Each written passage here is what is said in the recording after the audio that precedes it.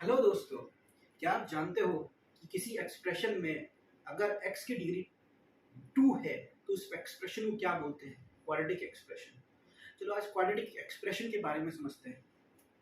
Quadratic expression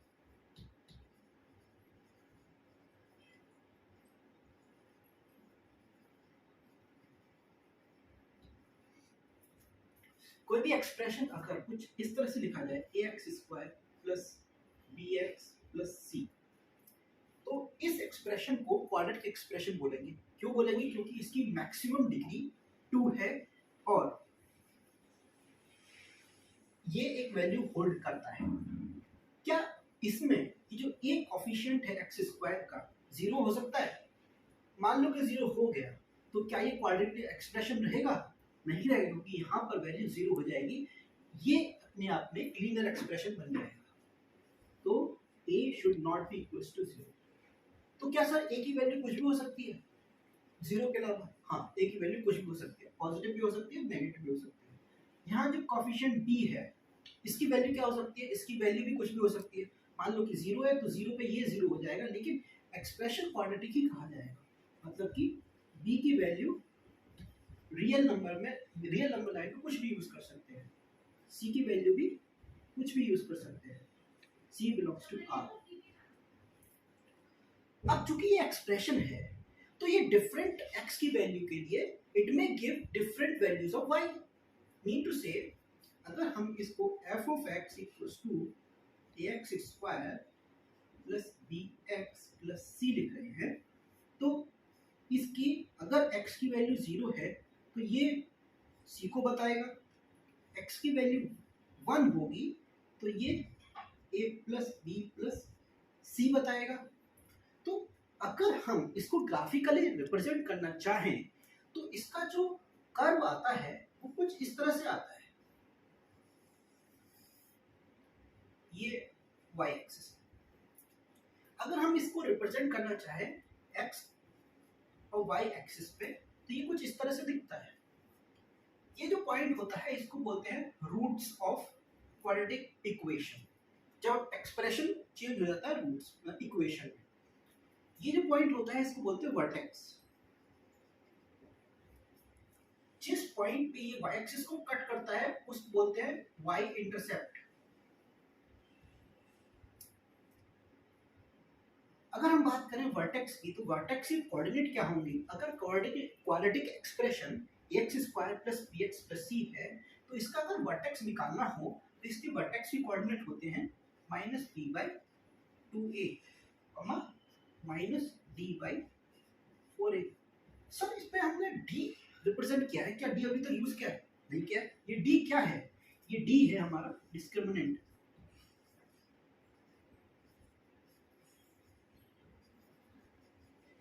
sir discriminant क्या होता है? डिस्क्रिमिनेंट की एक वैल्यू होती है जिसको बोलते हैं b² - 4ac, जो कि हमने प्रीवियस स्टैंडर्ड में पढ़ा है कि डिस्क्रिमिनेंट होता है जिससे जो कि क्वाड्रेटिक इक्वेशन में यूज होता था, जिसमें हमें पता लगता था कि रूट्स की नेचर क्या होगी, रूट्स रियल होंगे या फिर एग्जिस्ट करेंगे या नहीं करेंगे, रूट्स रिपीटेड होंगे या फिर इक्वल होंगे। तो डिफरेंट वैल्यूज के लिए इसका डिफरेंट रूट्स के लिए इसकी डिफरेंट वैल्यू होती है। मतलब कि अगर d इक्वल्स टू 0 है इसका मतलब roots equal and real. d greater than 0 है, root exist. d less than 0 है, रूट डज नॉट एग्जिस्ट।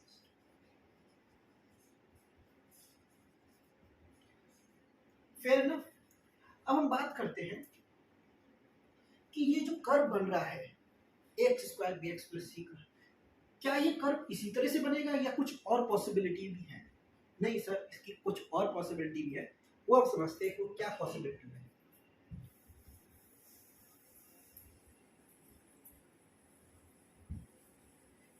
किन डिफरेंट फॉर्मेट में ये कर्व हो सकता है। अब वो कंडीशंस देखते हैं जिसमें ये डिफरेंट टाइप का ग्राफ हमें मिलेगा।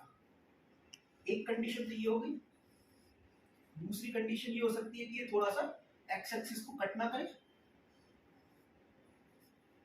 जब ये एक्स एक्सिस को कट नहीं करेगा तो उस केस में इसका कर्व कुछ इस तरह से आएगा, एक्सिस को नहीं कट कर रहा। हो सकता है कि ये एक ही बार कट करे, ये भी एक अनदर पॉसिबिलिटी है जिसमें एक्स एक्सिस को केवल टच करता रहे। क्या और पॉसिबिलिटी बन सकती है? हाँ बन सकती है। अगर ये कर्व उल्टा हो, इन्वर्टेड हो, इन्वर्टेड कर्व में कुछ इस तरह से दिखेगा, ये भी इन्वर्टेड हो सकता है जिसमें ये एक्स एक्सिस को टच ही ना करे। लास्ट ऐसा हो सकता है जिसमें ये एक्स एक्सिस को जस्ट टच करता हुआ, ये पॉसिबिलिटी बन रही है। तो सर ये पॉसिबिलिटी बनेगी कब? कर्व अपवर्ड कैसे होगा, कब होगा, किस कंडीशन में होगा? क्योंकि हमने प्रीवियस एग्जांपल में ये पढ़ा था कि ये वर्टेक्स होता है जिसका कोऑर्डिनेट होता है -b/2a, ये होता है y कोऑर्डिनेट -b/4a। क्या ये भी इसका भी वर्टेक्स वही होगा? हाँ सर, इसका भी वर्टेक्स वही होगा, -b/2a -d/4a। इसका भी वर्टेक्स वही होगा? हाँ सर वही होगा।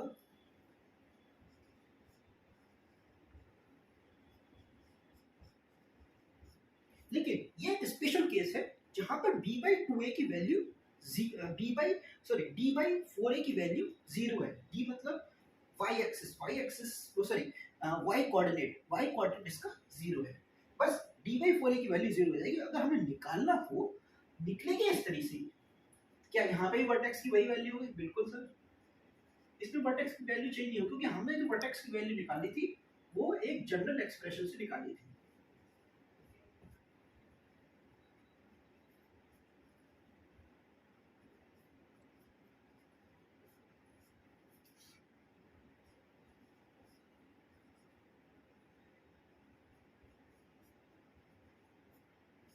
अगर हमसे पूछा जाए कि ये तो मतलब एफ ऑफ एक्स का रिप्रेजेंटेशन फॉर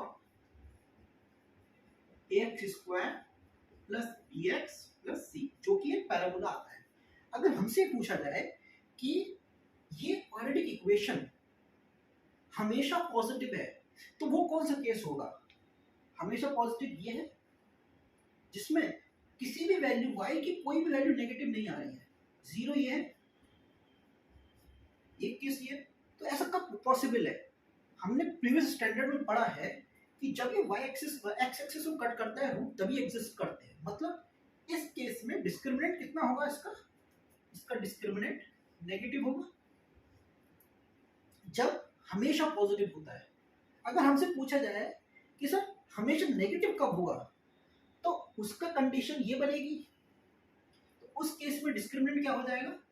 नेगेटिव। लेकिन हम इसको डिफरेंशिएट कैसे करेंगे कि ये वाला कर्व बनेगा, ये वाला कर्व बनेगा? इसको चेक करने के लिए हमें जो कॉफिशिएंट है एक्स स्क्वायर का वो देखना पड़ेगा। इस केस में एक्स स्क्वायर का कॉफिशिएंट पॉजिटिव आएगा और इस केस में एक्स स्क्वायर का कॉफिशिएंट नेगेटिव आएगा। अब आपसे ये कहा जाए कि वो कंडीशन बताइए जहां पर एक्सप्रेशन की वैल्यू 0 या पॉजिटिव है। एक्सप्रेशन की वैल्यू 0 है या पॉजिटिव है, इसका मतलब यहां पर भी कंडीशन कुछ इस तरह से बनेगी। जब 0 होता है तो डिस्क्रिमिनेंट जब ये टच करता है, इसका मतलब ये कि रूट्स इक्वल है, तो हम ये बोल सकते हैं कि यहाँ पे डिस्क्रिमिनेंट 0 है। लेकिन अपवर्ड ओपनिंग इसलिए दिखा रहे हैं कि यहाँ पे हम बताना है कि वो वैल्यू एक्सप्रेशन की जो 0 और पॉजिटिव है। अब हमसे पूछा जाए कि सर वो वैल्यू बताइए जिसपे कर्व नेगेटिव और 0 देता है, तो वो कर्व ये हो गया जब y की वैल्यू या एक्सप्रेशन की वैल्यू 0 है या नेगेटिव है, तो उसके लिए भी डिस्क्रिमिनेंट क्या हो जाएगा? इक्वल्स टू 0 और a की वैल्यू नेगेटिव। इस केस में अगर आपसे पूछा जाए कि ये दो कर्व क्या रिप्रेजेंट करते हैं सर, हमने चारों वैल्यू की तो बता दी, चारों कर्व की बता दी, कि ये जो कर्व क्या रिप्रेजेंट करते हैं, ये बोलता है कि अगर ये अपवर्ड ओपनिंग है तो a की वैल्यू पॉजिटिव हो गई। डिस्क्रिमिनेंट क्या हो गया? डिस्क्रिमिनेंट पॉजिटिव हो गया क्योंकि इसके रूट्स एग्जिस्ट कर रहे हैं। इसी तरह से इसका क्योंकि डाउनवर्ड ओपनिंग है तो ए की वैल्यू क्या होगी, नेगेटिव, एंड डिस्क्रिमिनेंट क्या हो गया, पॉजिटिव। अब अगर हमसे बोले इसको जनरलाइज केस में, if F of X is positive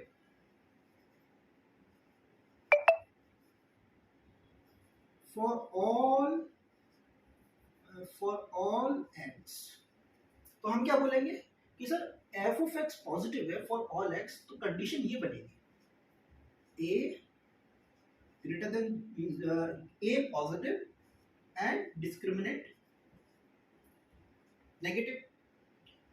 अब अगर पूछा जाए कि एक्सप्रेशन की वैल्यू एफ ऑफ एक्स की value is negative for all X, तो कौन सा कर्व बनेगा, सारे एक्स के लिए इस कर्व की वैल्यू क्या है, नेगेटिव। हम बोल सकते हैं कि ए को नेगेटिव होना चाहिए एंड डिस्क्रिमिनेंट को भी नेगेटिव होना चाहिए। या हमसे ये पूछा जाए कि एक्सप्रेशन की वैल्यू जीरो या पॉजिटिव है, if F of X is zero और पॉजिटिव,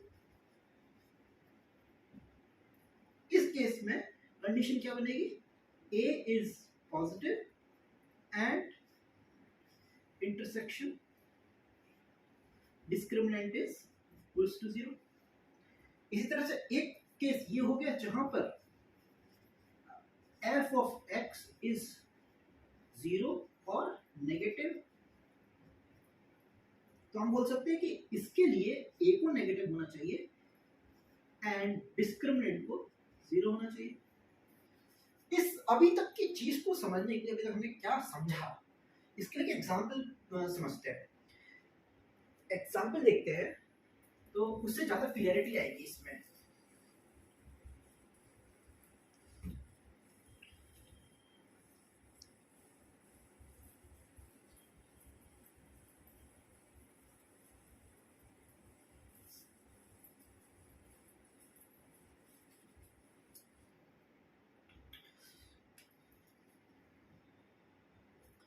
क्वेश्चन है, if ax square plus bx plus c has no real root,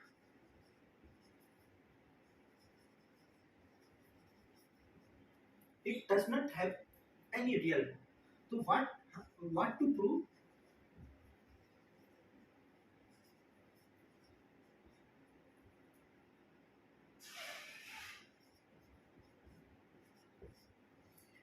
it does not have the real root, then we have to show c times a plus b plus c is positive, ये हमें show करना है। तो अगर real root नहीं है तो हमारा कर्व कौन सा बनेगा, एक तो ये वाला या फिर ये वाला। तो हमने मान लिया कि अगर expression f of x ax plus bx ax square plus bx plus c है, अब ये बोल रहा है it does not have real roots, it means discriminant क्या हो गया इसका, नेगेटिव, डिस्क्रिमिनेंट नेगेटिव हो गया। अपवर्ड ओपनिंग में भी नो रियल रूट एग्जिस्ट करते हैं और डाउनवर्ड ओपनिंग में भी एग्जिस्ट करते हैं। सपोज कि इसके कोई भी रियल रूट नहीं है तो हम ये बोल सकते हैं कि ये वाला कर्व होगा, अगर ये वाला कर्व है, इफ अपवर्ड ओपनिंग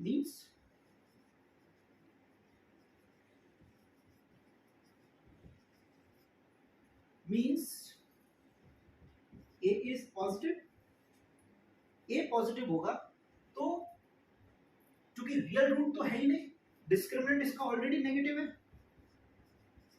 ये कंडीशन हमें पहले से दी रखी है। एक्सप्रेशन की किसी भी वैल्यू के लिए अगर हम बात करेंगे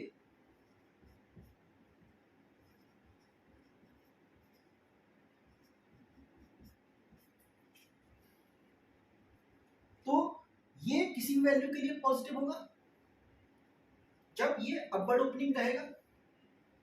अब हम बात करते हैं सी की, अगर ये अपवर्ड ओपनिंग है तो किसी भी पॉइंट पे जब y को कट करेगा उसकी वैल्यू भी पॉजिटिव होगी.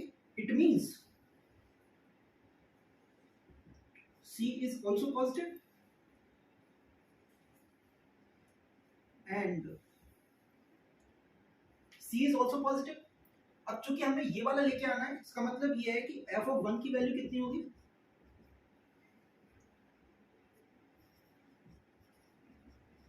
a प्लस बी प्लस सी.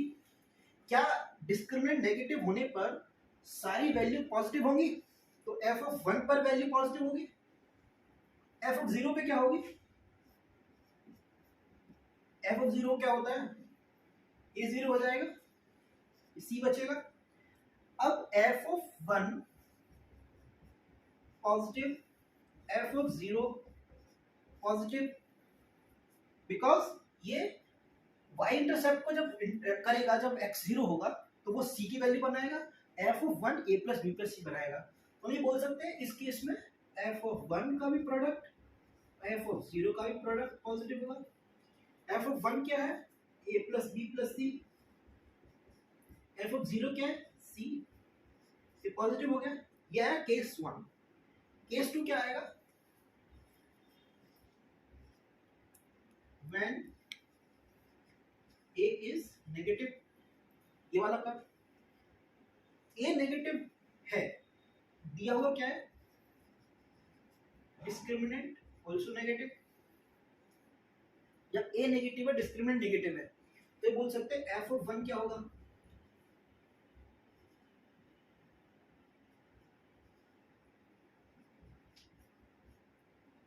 ये भी नेगेटिव होना चाहिए क्योंकि ये डाउनवर्ड ओपनिंग है. f of 0 क्या होगा? c. ये भी नेगेटिव होना चाहिए क्योंकि y एक्सिस को ये किसी नेगेटिव वैल्यू पे इंटरसेक्ट करेगा. f of 1 negative, f of 1 और f of 0 का प्रोडक्ट क्या होगा? ये नेगेटिव, तो क्या होगा? पॉजिटिव. f of 1 क्या है? a plus b plus c multiply by c. तो हम ये कह सकते हैं कि दोनों ही केस में ये रिजल्ट निकल के आया कि a plus b plus c multiply by c is positive. ठीक है, एक और एग्जांपल समझते हैं.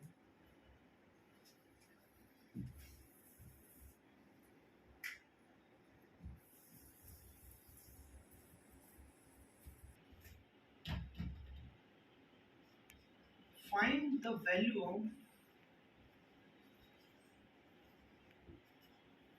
value of m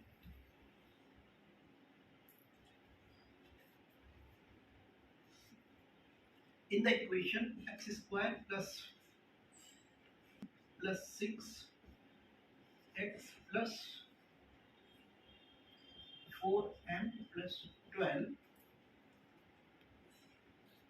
is always positive for all x belongs to real number. We have to find the value of m for which this expression f of x is always positive. तो always positive का मतलब वही केस, non intersecting towards x axis. b टू से discriminant इसका क्या हो गया? नेगेटिव. पॉजिटिव है, पॉजिटिव एक ही केस में होता है जब a पॉजिटिव होता है. तो चूंकि यहाँ पर एक्स स्क्वायर का कोफिशिएंट क्या है? कोफिशिएंट ऑफ एक्स स्क्वायर 1 है, मतलब कि जो कि पॉजिटिव नंबर है, मतलब a तो पॉजिटिव है, मतलब अपवर्ड ओपनिंग का है. अब हम बात करते हैं डिस्क्रिमिनेंट की. डिस्क्रिमिनेंट क्या होता है? b square minus 4ac.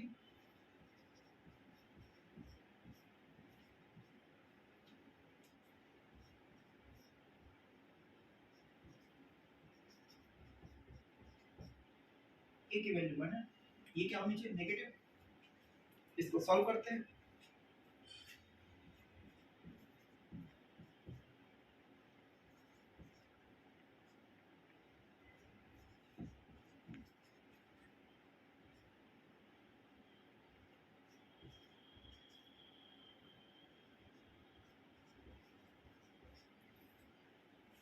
यहाँ पे 4 कॉमन आ जाएगा पूरे में।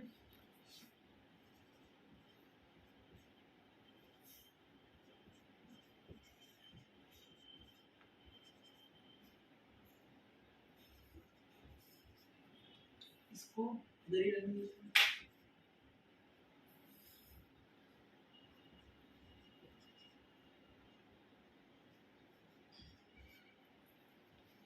इक्वेशन आ गई, इसको फैक्टर करके सॉल्व कर सकते हैं।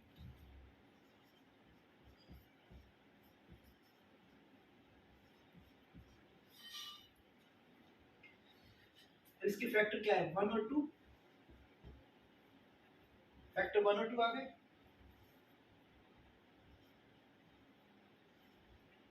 पॉजिटिव नेगेटिव पॉजिटिव, तो m की क्या वैल्यू हो गई, m belongs to 1, 2 open bracket. तो आज के लिए